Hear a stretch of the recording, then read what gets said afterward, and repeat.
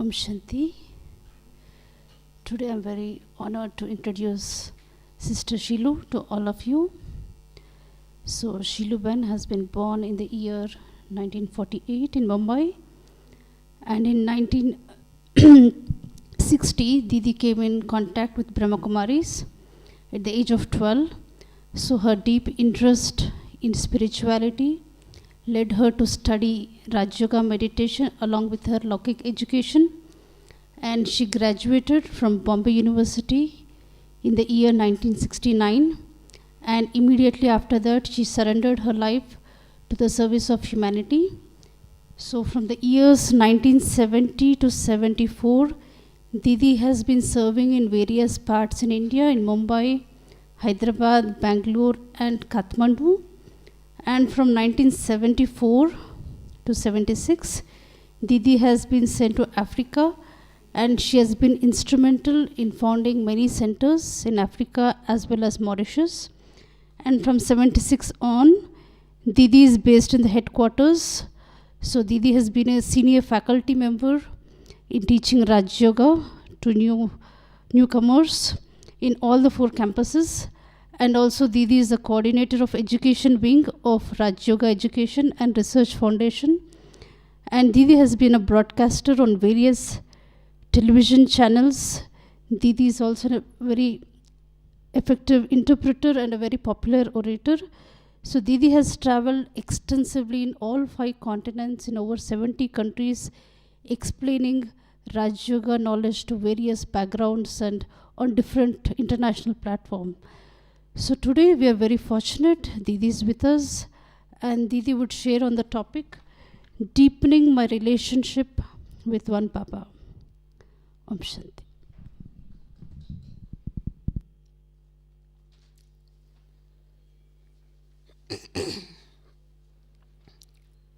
Om Shanti.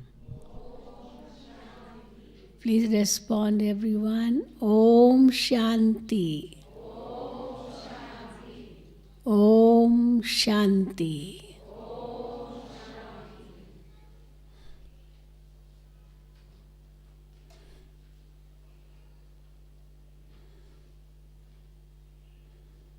Baba has created such a wonderful spiritual family,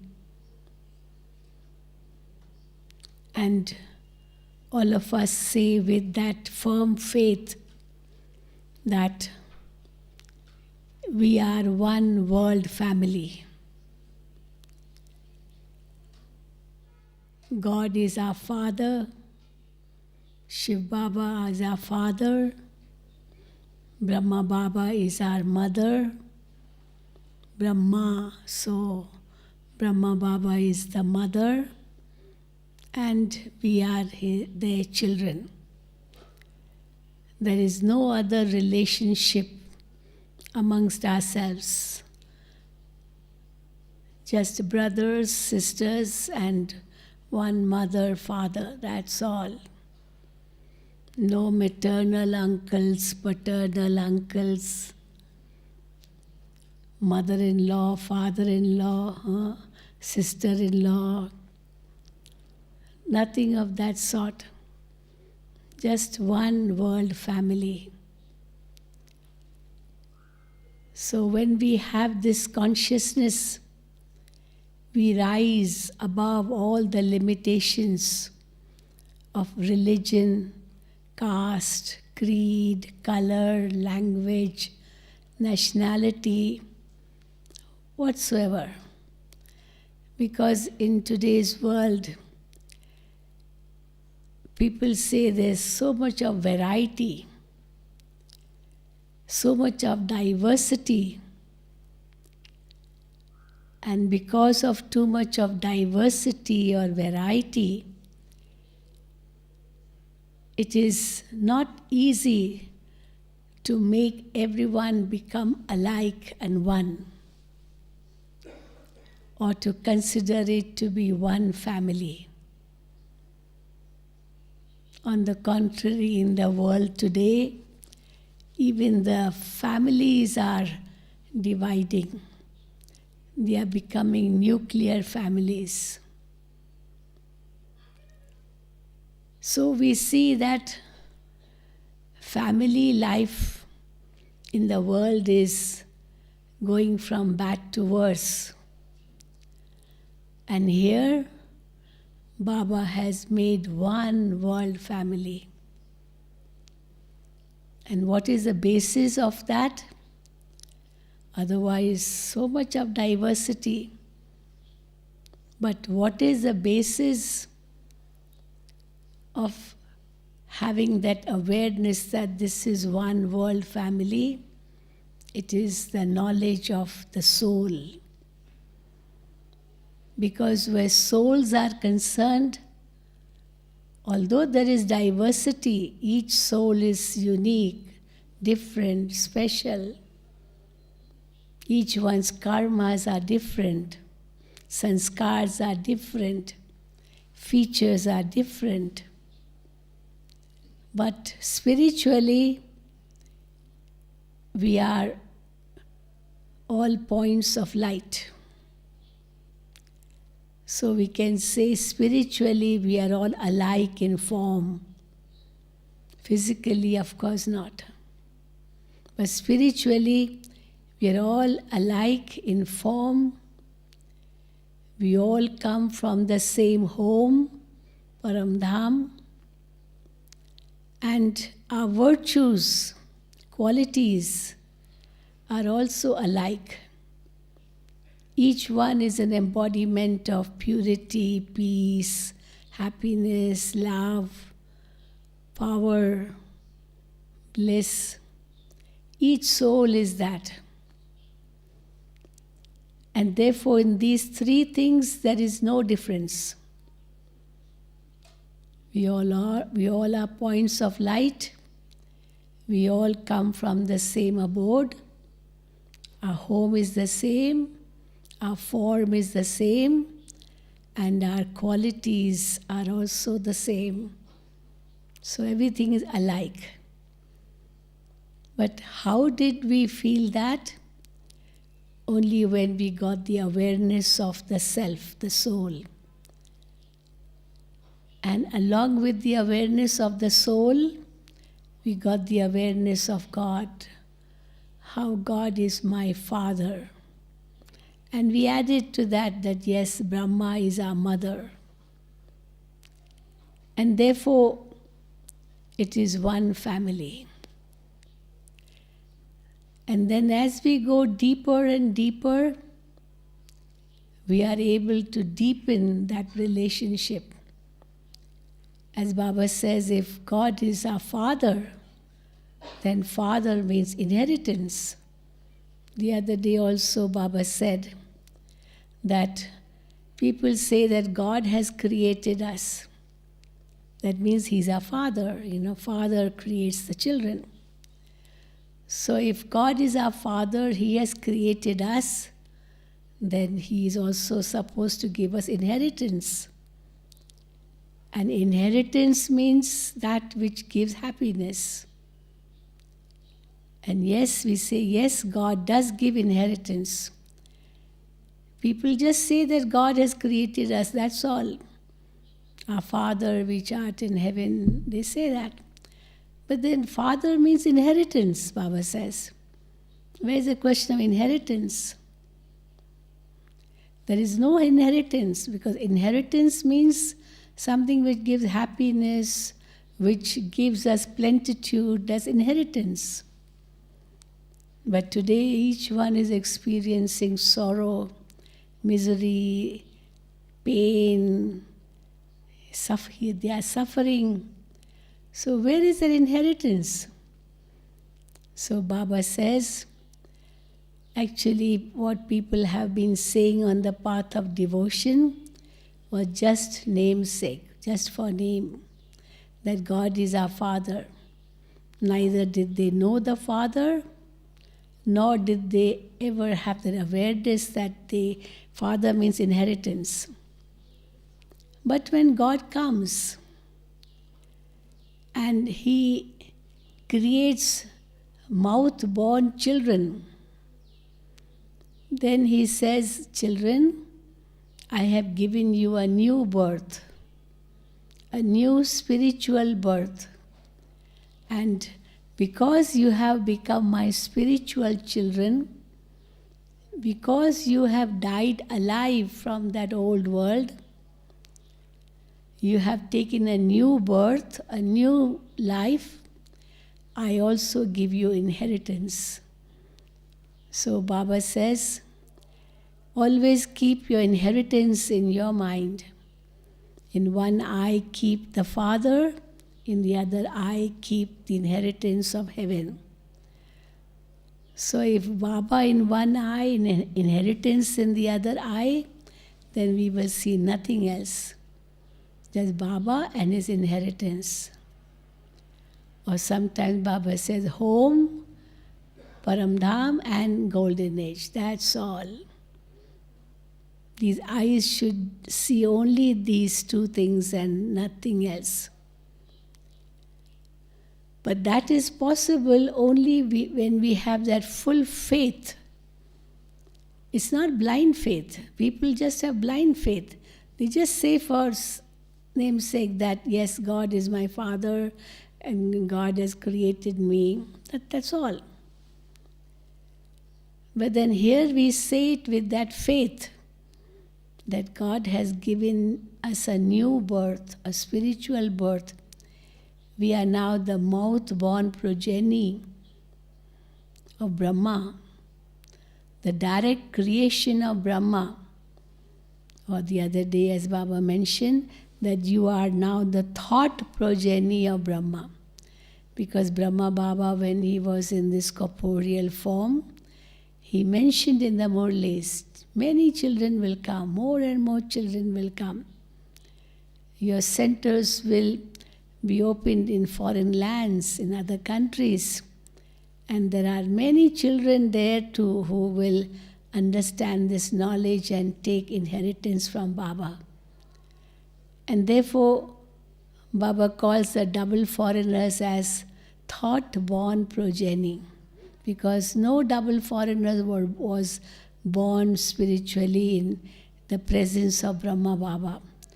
It's only after Brahma Baba became Avyakt that our centers opened outside India. So there was no double foreigner during Sakar Brahma Baba's time. But Baba did invoke all of you, certainly. And therefore, you are the thought-born progeny. And thought-born progeny means much more in speed than the mouth-born progeny. Because those who were Baba's children at the time of Sakar Baba, they are the mouth-born progeny, no doubt. They heard Baba's Murli directly and became the children. So they heard the versions through Brahma's mouth directly of Shiv Baba, and they took a spiritual birth. But those who took a spiritual birth after Baba became Avyakt, Baba says, you are the thought-born progeny. And the speed of thoughts is much higher than the speed of words. Words means sound. So sound also travels, but thoughts travel much faster than sound. And therefore, your speed of making efforts is even faster than the speed of those who took spiritual birth during Sakar Baba's time. And therefore, Baba says you can gallop a great deal. Many children say, Baba, we came late. Why didn't you give us knowledge before? Why didn't we come to Baba before when Baba was in corporeal form? Baba says, doesn't matter. You have this blessing now. Last so fast, so first. Although you have come last, you can go fast and come first. Of course, the older ones, they have a different blessing. And the blessing for them is old is gold, because it can mold. Gold, real gold can mold. Gold, when it is put in fire, it melts and becomes pure, and it is so soft that it can mold. And therefore, all the older ones in Gyan, they are very strong indeed, no doubt. One Baba, none other, all relationships with one Baba. Unshakable faith, completely stable, unmoved. Like determination has made them stay alive for so long. 50 years, 60 years, 70 years, 80 years. Not a small thing to survive for that long. But then they have become real gold, no doubt. But the new ones, they have started to progress on this path of knowledge, and they are moving forward definitely and becoming strong. So the topic for today, as given, is deepening my relationships with the One Father. And then Baba continues that I am not just your father, but I am also your teacher. So when I deepen my relationship with Baba as my father, I don't forget my inheritance. And when I deepen my relationship with Baba as my teacher, I don't forget the knowledge, because Baba as a teacher gives us this knowledge. And as a teacher too, he says, children, remember me. No student when he is studying forgets his teacher. No child forgets his father. No student forgets his teacher. Because when he's studying, at that time he's also remembering his teacher. My teacher taught me this, my teacher taught me this. You know, little children, they have so much faith in their teacher that if their mother or father tell them anything, they might not accept. But if their teacher tells them, they accept instantly. My teacher told me this, they'll tell even their parents, but my teacher told me this, how do you say that? So they don't want to accept what parents say, but they'll accept what the teacher says. So much faith they have. You know, like we say that if we have any physical problem, you ask many people, but then you don't really listen to everyone. You will go to your personal doctor. And whatever he says, you will accept it, you will take it for granted. My doctor has said it. So if anybody says anything else, he will not accept. My doctor has said it. So little children will say, but my teacher told me this. So they have firm faith in their teacher. Children have firm faith in their father too, mother too, yes. But teacher is much more. So Baba as our teacher, and as we deepen that relationship, we just not remember Baba as our teacher, but we also remember all his teachings. Just like father means inheritance, so too teacher means his teachings. You can't remember Shiv Baba as a teacher until you remember his teachings. Baba has said this, Baba has said that.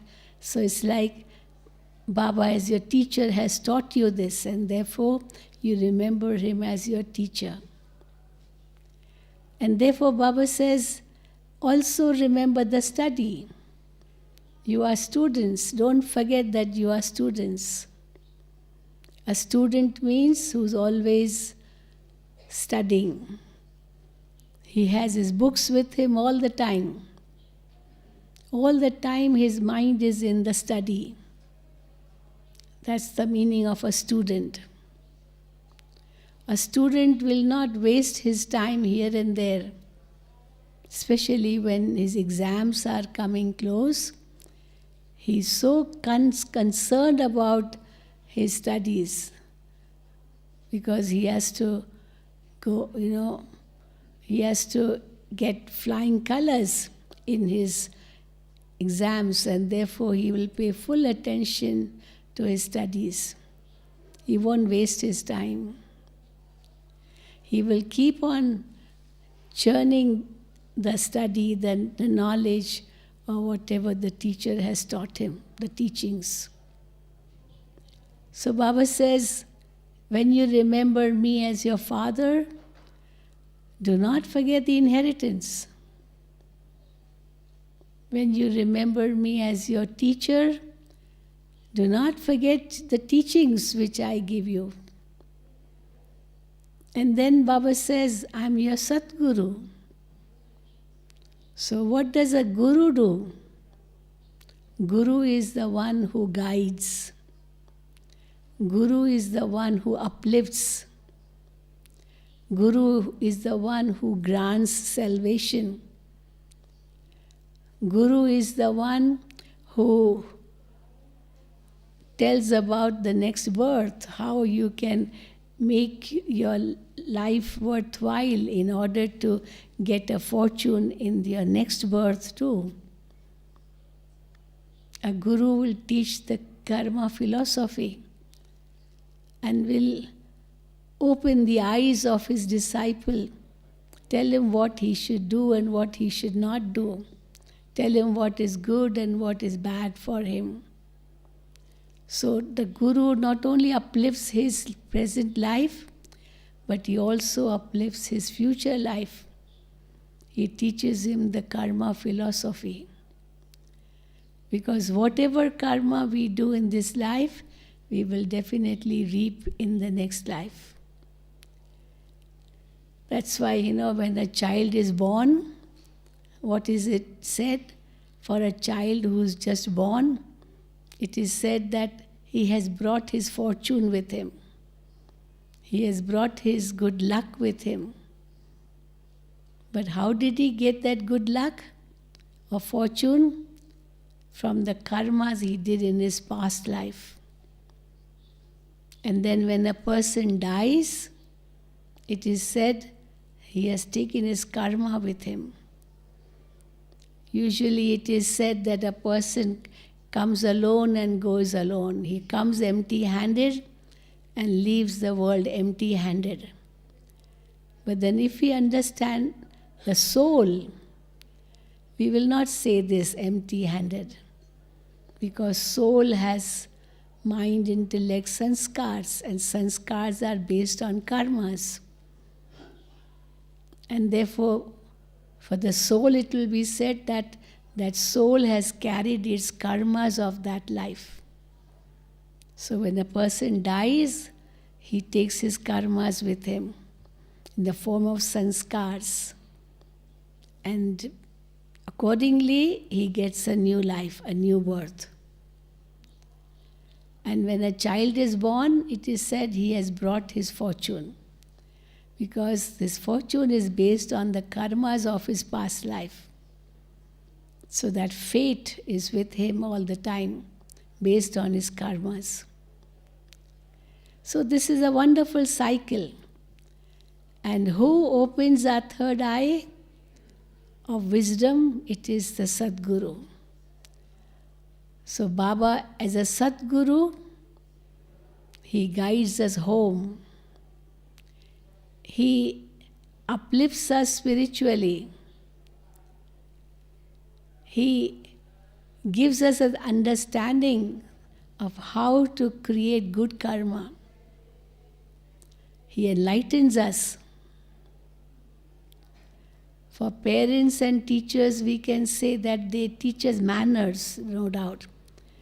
But then they don't talk about something for the next life. They don't talk about that.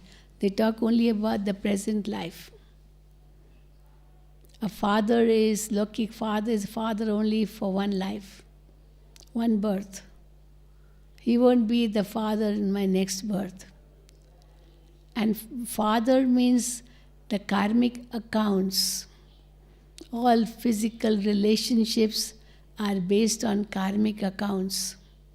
Someone becomes the mother, the father, the friend, the brother or sister, paternal, maternal, uncle, whoever. All these relationships are based on karmic accounts. And once the karmic accounts are over, no one belongs to anyone. Then only one relationship remains, and that is souls are all brothers. And therefore Baba says that as you are souls, you have to go back to the origin. Originally you were in the soul world, you were so pure, you were with me, you had no other bodily relationships, no bondages at all, and now you have to go back to that original form once again. And for that, have all relationships with me. When you have all relationships with me, then your past karmic accounts will finish. Remember me, and I will absolve you from all your bondages, from all your sinful actions. These are God's versions. So Baba is our mother, father, teacher, Sadguru. And then we say, yes, Baba is also our beloved. We had been his lovers for half a kalpa. In golden age and silver age, we did not know God. But from copper age onwards, as sorrow began, we started remembering God. You know, there's a saying that you remember God only at the time of sorrow. You don't remember God at the time of happiness. But then the next sentence is even much deeper.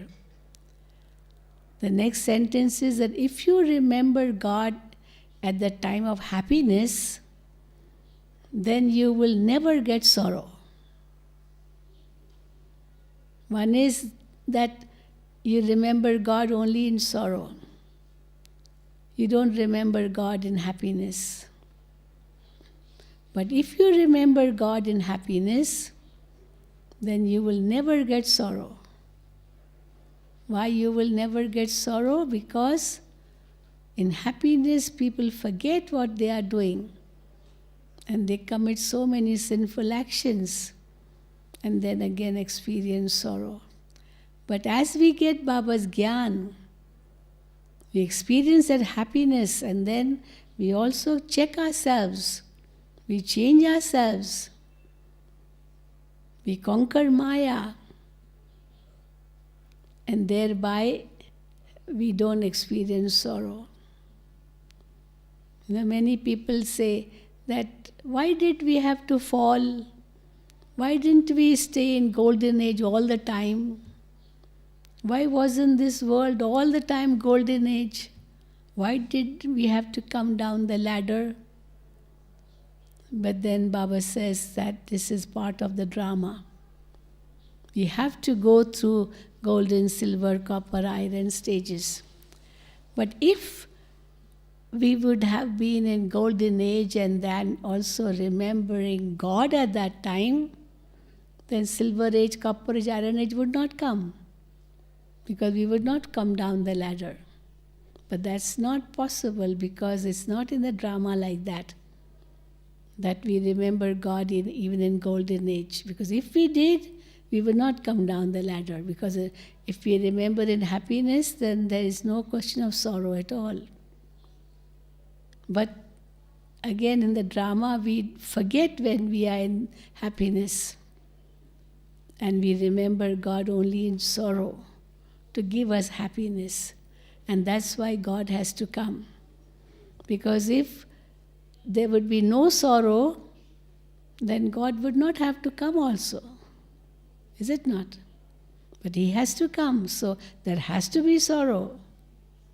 Because He comes only at the time of sorrow to give us back our happiness. And that's why Baba says, for half a kalpa you didn't remember me at all. And Baba said in today's Murli, then I give you the inheritance of golden age, and then I retire. That is why in every religion, 6 days of work and 1 day holiday. In Christianity, it is Sunday holiday. In Islam, it is Friday holiday. In Judaism, it is Saturday holiday, the Sabbath day. They say even God took rest for 1 day. Every religion believes that. It's there in the testaments. So God took 6 days to make the world and give happiness to His creation. So 6 days, 5 days He created the earth, water, fire, air, ether, the 5 elements. And 6th day He created human beings. And He was so tired all the 6 days working so hard that on the 7th day He took rest. Today also Baba said, yes, I give you heaven as inheritance and then I relax. In golden age, silver age, I have no work. So I don't do anything. I'm resting. But then when does God's work start? From copper age onwards. He has to give the fruit of our bhakti, of our devotion. And what fruit He gives on the path of devotion? Temporary visions. If somebody is a devotee of Krishna, he'll get a vision of Krishna. Somebody is a devotee of Hanuman, he'll get a vision of Hanuman. If somebody is a devotee of Christ, he'll get a vision of Christ, and so on. So whoever devotee he is, he'll get the vision of that. But it's not that God or goddess who's giving him the vision. It is Shiv Baba giving him the vision of that God or goddess whose devotion he is doing. Because that soul is also in his falling stage. So how can he fulfill the desires of his devotees? So Baba says, only I fulfill the desires of the devotees of all the gods and goddesses. I am the one who gives the fruit on the basis of their bhavana, their feelings. But then he also says, I do give them the fruit of their bhavana, their feelings, but I don't meet them. If somebody is a disciple or somebody is a devotee of Hanuman, if Shiv Baba gives his own vision to that devotee, who's a devotee of Hanuman, and he gets a vision of Shiva, he will not be happy. Because he wants vision only of Hanuman, that's all. If he's a devotee of Shri Krishna, then even Shri Ram vision, if he gets, he's not happy. I remember when I went to Africa for the first time, we didn't have any center at that time in 1974. So we were invited by one organization, and they made us stay in a temple premises. So we stayed in the temple premises. And in that temple, there were images of so many deities. And then even the Hare Rama, Hare Krishna people, they came to stay in their premises because they had a big guest house and all that. So even they were staying. Now when they went to the temple, they saw all these images of Sri Krishna, Sri Rama, everyone. But when they saw the image of Sri Ram with the bow and arrow, they didn't like that. They said, remove this. Because they are devotees of Krishna, so they wanted only Krishna. They didn't want Sri Ram. And then somebody asked them, why you don't want Sri Ram? It is Sri Krishna, Sri Ram, it's the same thing. All are gods and goddesses for us. He said, no, only Krishna is God, only Krishna. Remove the other pictures. And they say, you only go. Why should we remove these pictures? That's what we were told when we went there. But we know that actually they are our forms. We were so worship-worthy, but those people don't know, no? So when we are in that worship-worthy stage, we are not worshipping. But then we become the worshippers and start worshipping our own worship-worthy forms. We also worship the Father who has made us like, who had made us like that, but still we don't know Him. We don't know anything. But then Baba says, you really have been my, the devotees on the path of devotion for half a kalpa. But still you came down the ladder because you didn't know me, the Supreme. So when you come down the ladder completely, only then I come. In Golden Age and Silver Age also you came down the ladder, but that was very slow. You came step by step, one by one. You took the the staircase, but you came one step by next step and so on. So it was very gradual coming down.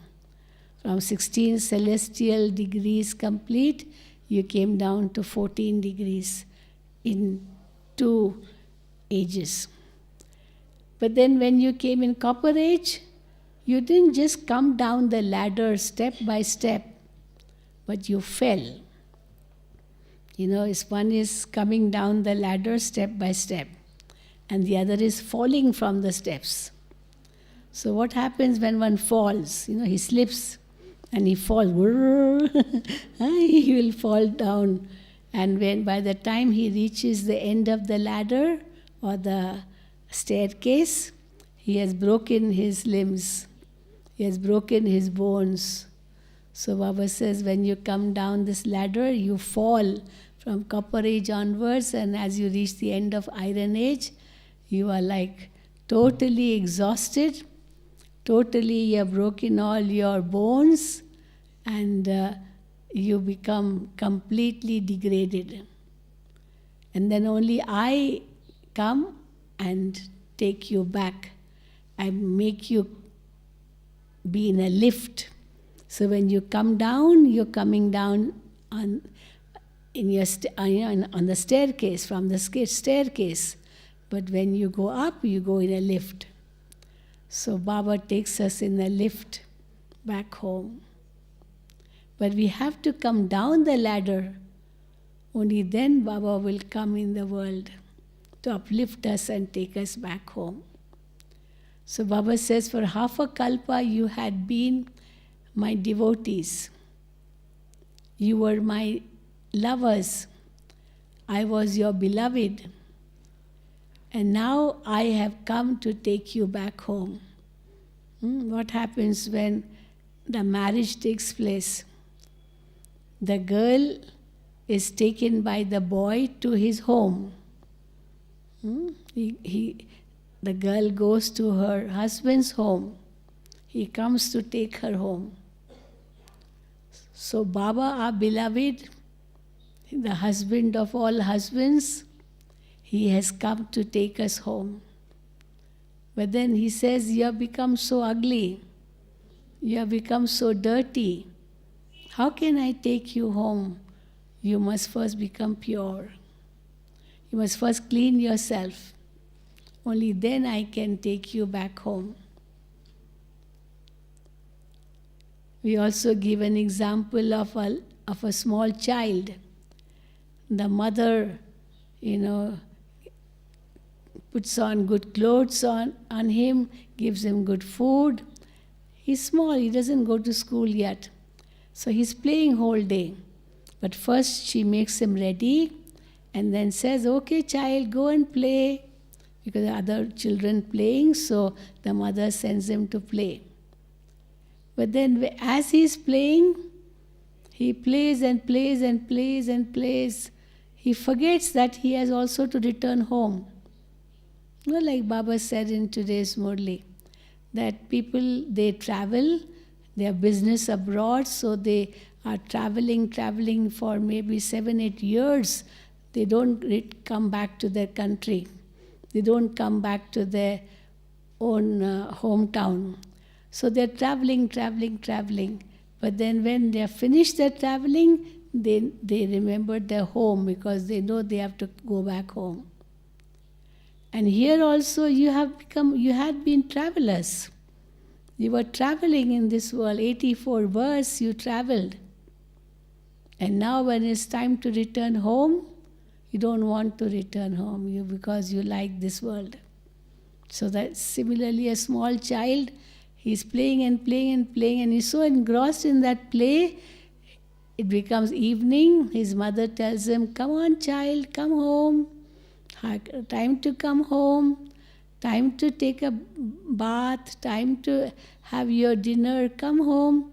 But the child is so engrossed in his playing, he does not want to go home. He wants to play and play and play and play.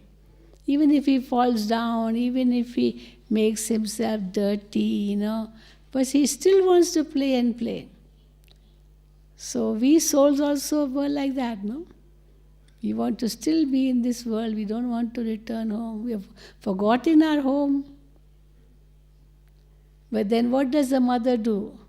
If he doesn't want to return home, the mother doesn't just leave him like that, okay, play whole night. No. What does the mother do? First she will tell him with love, child, see, if you come home, you will get, I have prepared very good food for you, you will get this, you'll get that, I've got very good new clothes for you, everything I'll give you, come home. She says with love. She tempts him a lot. But then later on, the child doesn't understand all that temptation. So what does the mother do? She gives him a stern eye. If you don't come, I will forcibly take you back home. So come home. But the child doesn't listen, maybe. So what does the mother do then? Thirdly, pull him and forcibly take him home. Now as he is forced to go home, he cries because it's against his will, no? He doesn't want to go home, he wants to play. So his mother forcibly takes him home, but whilst he's being forced to go home, he cries. And as he's crying, he becomes so tired. A whole day he played, he didn't get tired. But in the last moment when he's forced to come home, he gets tired. Because the mother slaps him, the mother beats him, threatens him, many things. She punishes him. But then he's forced to come home, and what does she do after that? She gives him a good bath, takes him to the bathroom, gives him a good bath. But the child is crying because he doesn't want to come home. But the mother knows it's time to come home. The child is too ignorant about this. So she bathes him, and he's crying, and she's bathing him. But she's happy. Even though the child is crying, she's not minding it. Why? Because she knows that once he's clean, then he'll be ready to do other things. But he's crying. This is the punishment. He's punishing himself. But mother is happy that the child will become clean. But then what happens that because the child has become so tired after that crying and crying, the child feels sleepy. It has been exhausted for the whole day. It feels sleepy. And then the mother has prepared so much food for the child, kept good clothes for the child to put on, but the child just wants to sleep. And maybe the child sleeps naked without any clothes because the mother has no time to put clothes on him too. And he also sleeps hungry because no time to give him food. He just goes to sleep. So Baba says, those who don't listen to me, then they get the punishment. And when they get punishment, they become so tired, that for half a kalpa they go to sleep. Paramdham. They are not in golden age and silver age. They go to sleep. And then after half a kalpa, when the world changes, then they come down the ladder. And therefore what they think that in this world there is sorrow all the time, because they don't know that there was happiness too in this world. They have not experienced golden age and silver age. They experience only copper age and iron age. So they think that there is sorrow in this world all the time. Just like if somebody wakes up in the afternoon, by 12 he wakes up. When it is peak of the sun is right on top. That person does not know the beauty of sunrise. He does not know the beauty of the atmosphere at the sunrise, because he has never experienced it. He thinks, you wake up, it is full sun right on your head. He doesn't know. And as it is evening, is darkness, he thinks darkness is what is in this world. He does not know about the dawn or the morning sunrise, that beautiful atmosphere. He doesn't know that because he has never woken up at that time. So those souls who come in copper age, they don't know about golden age and silver age. They think this world is always the world of sorrow. But then what does Baba say? Children, you were in that land of happiness, where there was everything in plenitude. There was no sorrow at all. And also we say that if there would have been sorrow in this world all the time, then why would people even ever desire for happiness? Because this is sorrow all the time. Surely there must have been a time when there was no sorrow. That is why they are aspiring for happiness, no? Like in a country where there's war all the time. People can never even think of peace, that to stay peacefully is possible, because they are thinking only of war and war and war, that's all. But those who are in the world at the time of peace, they don't know what war is. They don't even think about it. They have no fear, but those who are in the war zone, they always fear what will happen, anything can happen. Maybe the bomb will fall, maybe this will happen, maybe that will happen. Always in fear. Even a small sound happens, they think a bomb has fallen. And therefore Baba says, for half a kalpa there is no sorrow. But then for half a kalpa there is sorrow, and you have to come down the ladder, because only then I can come.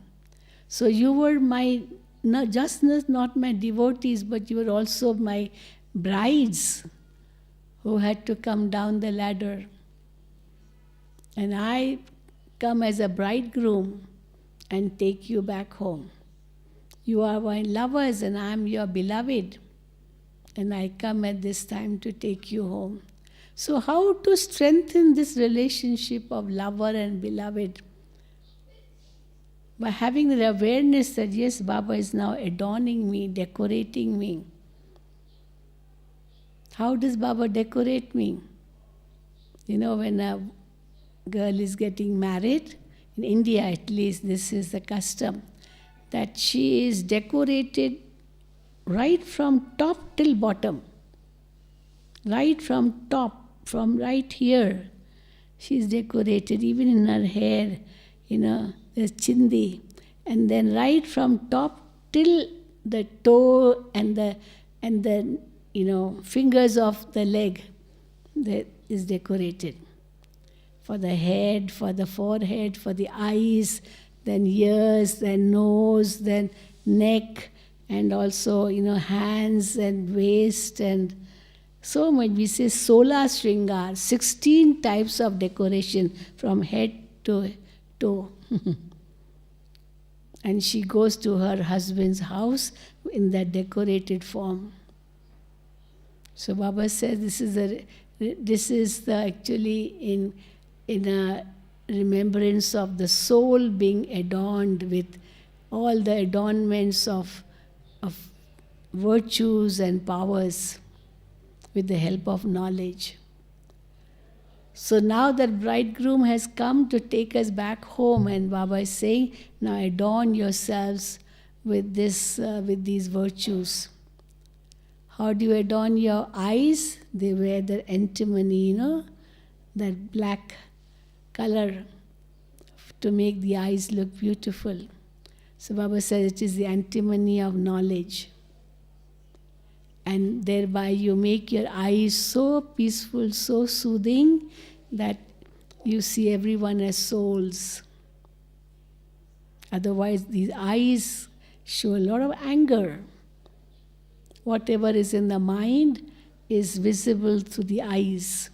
Eyes are like the index of the mind. Usually the saying is the face is the index of the mind. But more than just the face, it is the eyes which are the index of the mind. The index tells you what is the content. So index means the eyes tell you what is in the mind. If one is angry, the anger comes to the eyes first. If one is greedy, then also the greed comes to the eyes first. Because the eyes see it, that's why they are greedy. If the attachment comes, then that also is visible through the eyes. Sex lust comes, then also visible through the eyes. Ego comes, then also visible through the eyes. So eyes are the index of the mind. So whatever is the mind is first visible through the eyes, then the face, and then the other sense organs. So Baba says, make your eyes very, very calm, very peaceful. And how do you make your eyes calm and peaceful? By seeing everyone as a soul, where we finish all the limitations which are in the world today. And we come back to our original form, seeing everyone as a soul. Children of one Father. We go back to the origin. And this is why Baba says that now be soul conscious and remember me and have all relationships with me. So my mother, my father, my teacher, my friend, my beloved, and also last but not the least, my child. I make Baba my child. Have you made Baba your child? Yes? Kumaris who are not married, they feel shy. At least in India, they feel shy. Oh, how can I make Baba my child? I'm not married. That's what they say. But Baba says, yes, Kumars and Kumaris can make Baba your child. Never mind. Child means you give inheritance to your child. So make Baba your child. Whatever is mine, Baba, it belongs to you. As a father, teacher, Sadguru, you won't give anything. You only take from a father, teacher, guru. But to your child, you give everything. So you tell Baba, Baba, this body is yours, this mind is yours, this wealth is yours, everything is yours, Baba. So I surrender unto you. So if I surrender unto Baba, then Baba says, you make me your child now, then I make you my child for 21 births and give you complete inheritance of heaven. ठीक है? अच्छा, ओम शांति, ओम शांति, ओम शांति. अपने सुकर्मों के बल पर ही सतयुग में तुमको आना है. शिव पिता को अब याद करो.